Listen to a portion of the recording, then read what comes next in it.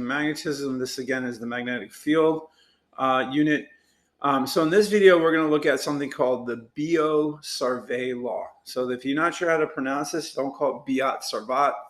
Okay, it's like the letters Bio, right, and then Sarve, or sorry, Savar, because it rhymes with bizarre.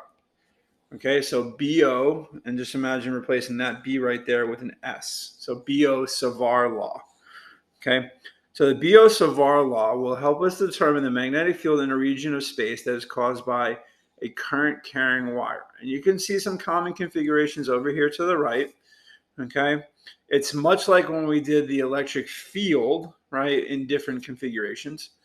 So what happens to solve the Biot-Savart law, right? Savar Law. Sorry, I changed that to a V. We're going to break up the wire into sections of length dl, each of which causes a small magnetic field of dB. Okay, and the equation for this law is going to be dB equals mu 0 over 4 pi I dl cross r hat over r squared. So this is how it's written on the AP physics chart, the physics C chart. But another way to write this law would be mu 0 over 4 pi I dl sine theta over r squared. Again, to get rid of the cross product, all right, we're going to use sine theta.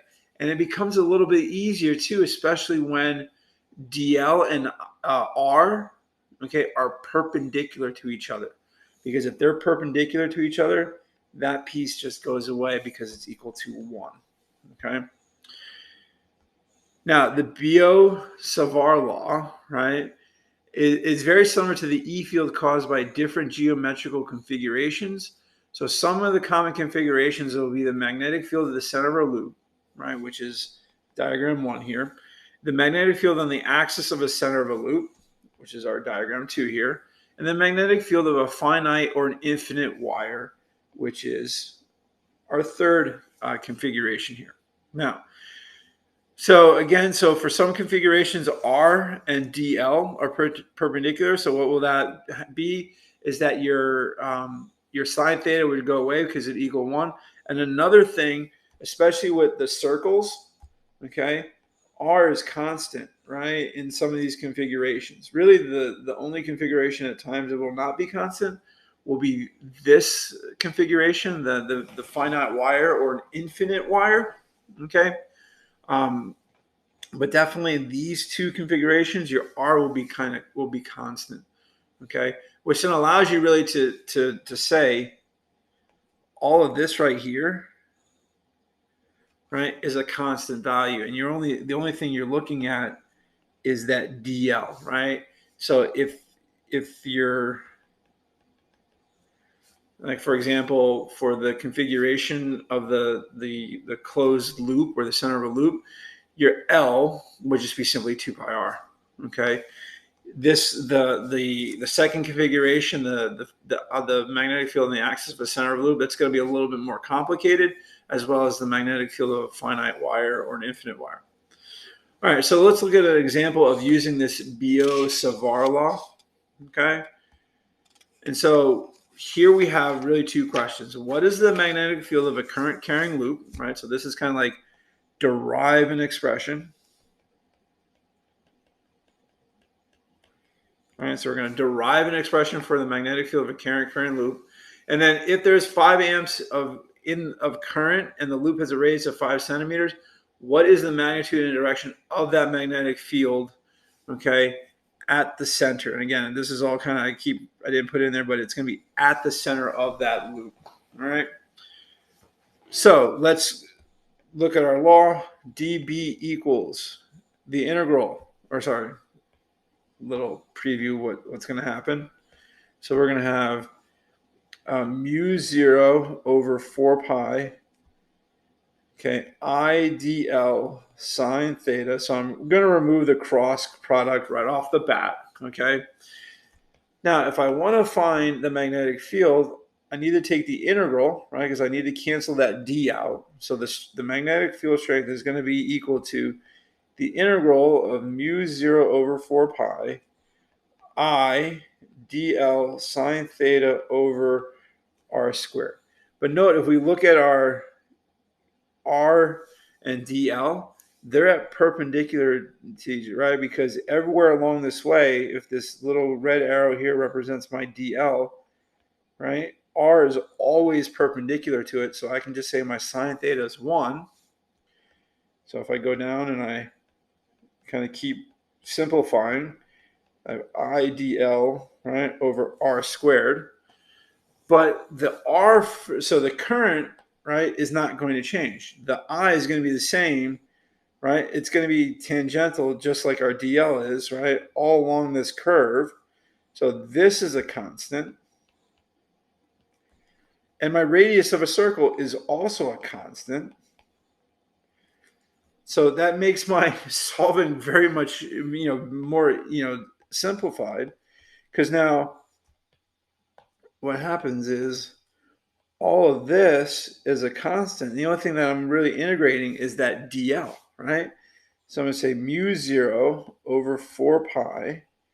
I'm going to put an I there. I'm going to put an r squared, the integral of dl. Well, this integral cancels that, but what is my L going to be? Well, it's going to be the circumference of the circle, right? And so I can finish my, derive an expression question. So B is going to be equal to mu 0 I 2 pi r, because that is what my L is, over 4 pi r squared. Now we have some canceling we can do here. Pi cancels.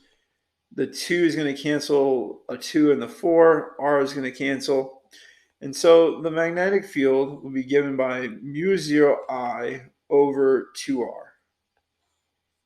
So there is the magnetic field at the center of a current carrying loop. Now, let's answer the second question. So we have a 5 amp current.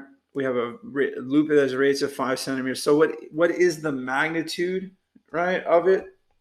So we're just going to simply plug in our numbers. So mu 0 is 4 pi times 10 to the negative 7, right? That's a constant. We have a 5 amp current. And then we have 2 times the radius of the circle, which we would need to convert to meters. So 5 divided by 100 is 0.05. Okay. And so it tells me at the center, right, it would have a magnitude of 6.28 times 10 to the negative 5th Teslas. Okay. Now, how do we find the direction? So it's the same thing. Put your thumb in the direction of the current, right? So there's my thumb, the current is here, and I wrap my fingers around, and you can see it would come out of the page, right? So the direction would be out of the page.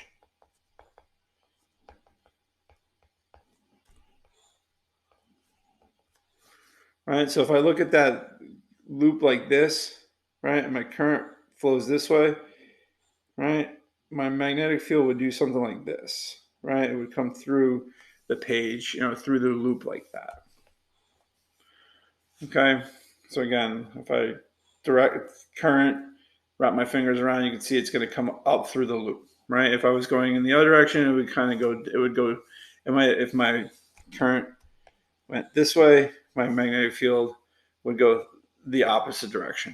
Okay, so in the next video, we're going to wrap up the unit by looking at something called Ampere's law, which is kind of the magnetic equivalent to Gauss's law.